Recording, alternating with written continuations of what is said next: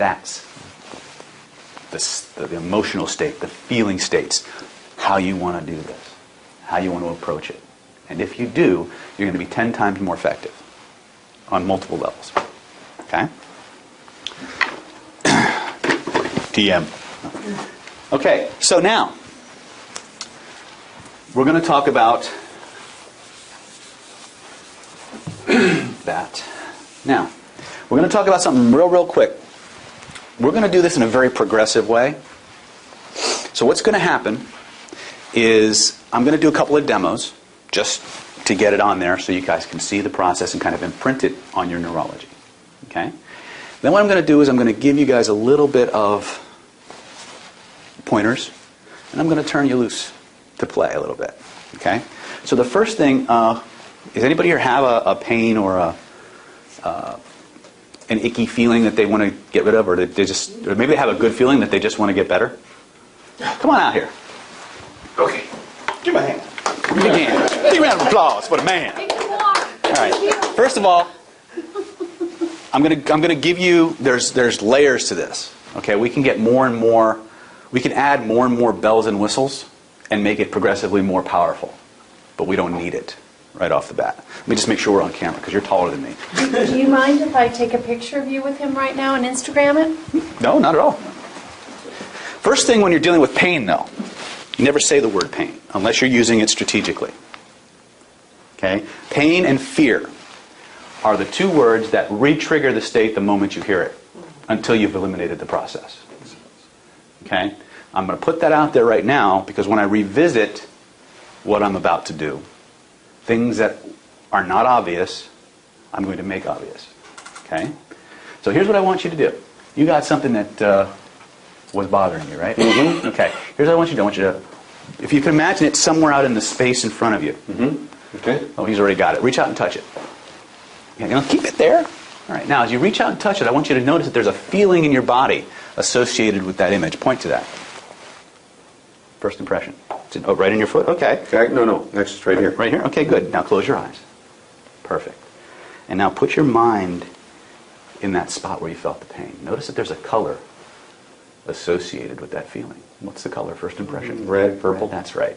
Here's what I want you to do now. I want you to reach in there with both of your hands, take out all of the energy out of your knee. All that red and purple energy. Make sure it's all in your hand because sometimes it hides.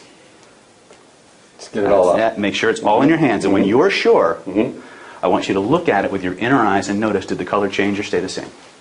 Got a little darker. Okay, cool. Now, as you look at it, I want you to notice it's moving in a certain direction. What's the direction? Clockwise. Good. Take it in both of your hands. Okay. Turn it and orient it so that it's rotating the opposite of what it was. Good. Now double the spin. Double it again. Keep doubling it until it becomes unstoppable, until it's impossible to go back to the way it was. And when you know you have it, when you know it's for sure, slam it back in. Notice the change. Notice it's gone.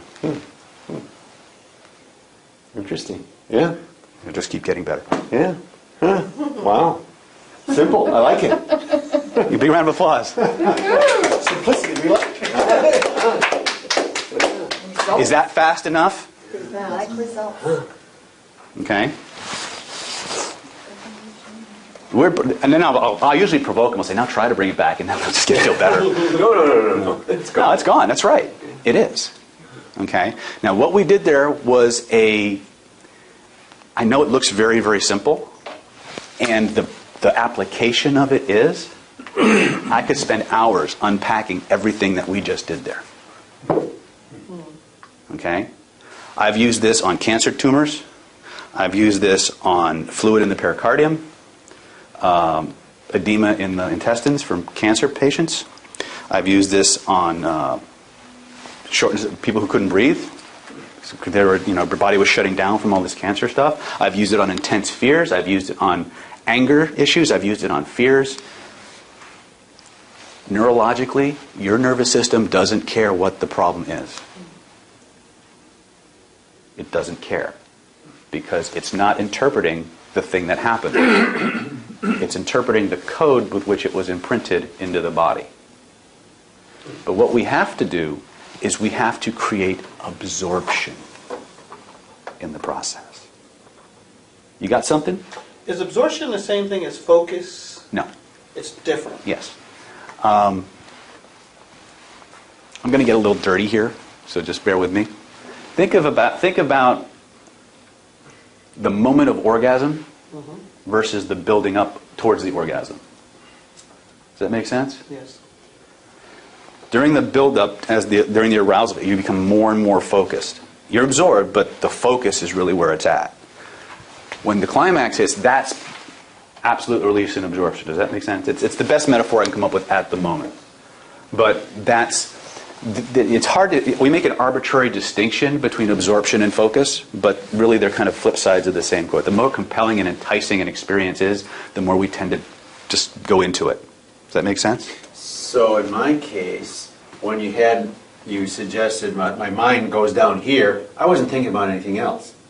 I was absorbed right there. Yeah, I was doing a lot of very subtle things right from the start. I was initiating level 6 trance phenomena immediately, which is something traditional hypnotists say you can't do.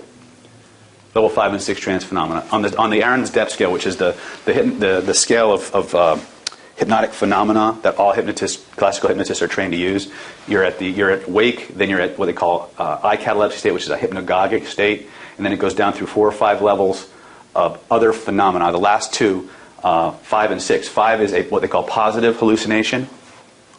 The second and level 6 is called negative hallucination, right? And they tell you that you have to go through here to get to here. That's a lie. Okay? They only do that because they don't know how to create a maximum absorption in minimum time. Okay? Neurologically, what's going on here is I had you access the holographic part. But that's not enough. Now, I have to figure out, okay, that's where you hold that representation of it, but where are you storing it in the body? Where is that physical